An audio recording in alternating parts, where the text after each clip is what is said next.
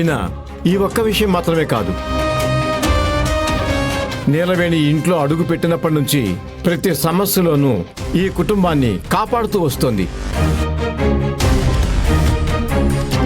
అడుగడుగున ఈ కుటుంబానికి ఏదో ఒక మేలు చేస్తూనే వస్తోంది. అందుకే ఈ నిర్ణయం. Daddy, thank you very much. ఇన్నాళ్లకు నీలవేణికి దక్కాల్సిన గౌరవం కట్టబెడుతున్నారు. చాలా సంతోషంగా ఉంది. ఆలోచన అయితే అద్భుతంగా ఉంది, అదిరిపోయింది. ఇకపై పని మనిషి అని దూషించిన వాళ్ళు నోళ్ళు ఎక్కడ పెట్టుకుంటారో మరి.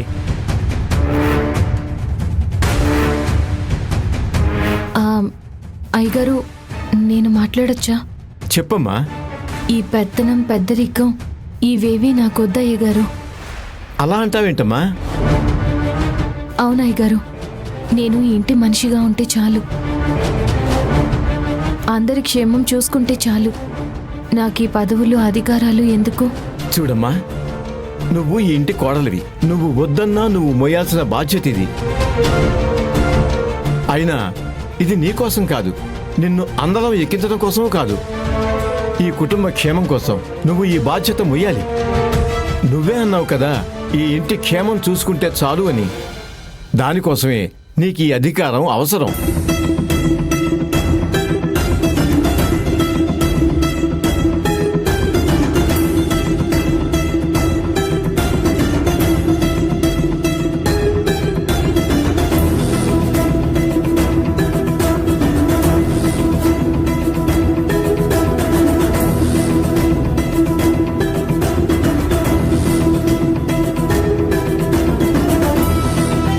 ఆలోచిస్తావేంటి నీలవేణి?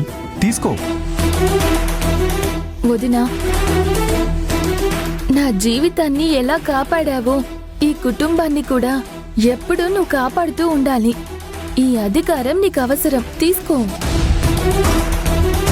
ఏయ్ నిమిష, ఏంటే పెద్ద పెద్ద మాటలు మాట్లాడుతున్నావు?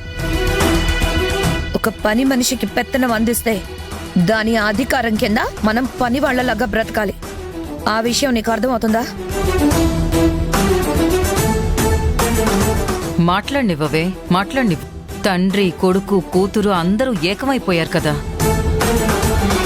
అయినా కాని 20 సంవత్సరాలు పెంచిన అమ్మ కంటే నిన్న కాక మొన్న వచ్చిన ఈ నీలవేణినే దీనికెక్కువైపోయిందనుకుంటా. వదిన నిన్నగాక మొన్నే వచ్చుండొచ్చు, కానీ నువ్విచ్చిన జీవితాన్ని కాపాడింది కూడా తనే కదమ్మా. నువ్వు ఎన్ని చెప్పినా నీలవేణి విషయంలో ఆవిడగారు కళ్ళు చెవులు అన్నీ మూసుకుంటారు. ఎంత చెప్పినా వేస్ట్, వదిలే.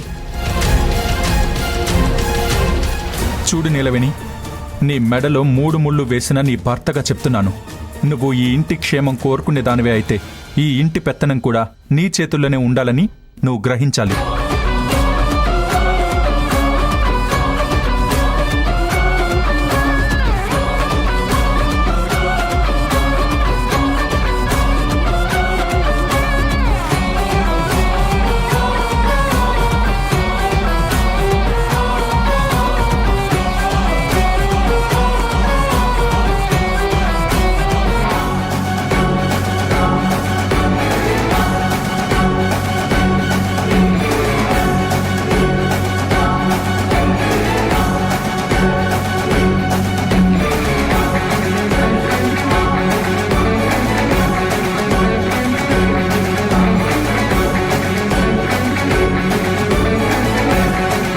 పెత్తనం చేయి జారిపోయింది, ఇక చెక్క భజన చేసుకోవడమే.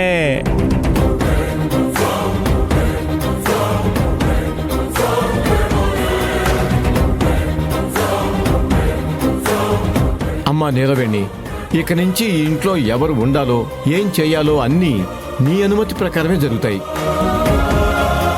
ఇప్పుడు చెప్పు, హరిత ఈ ఇంట్లో ఉండాలా వద్దా? ఆ నిర్ణయం నీదే.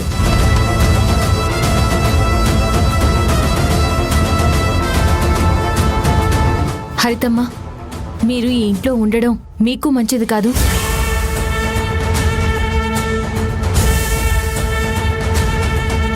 ఈ కుటుంబానికి మంచిది కాదు. చూసారా, కుక్కని సింహాసనం మీద కూర్చోబెడితే దాని బుద్ధి చూపించుకున్నట్టు ఈ నీలవేణి కూడా దాని పని మనిషి బుద్ధి వెంటనే చూపించుకుంది.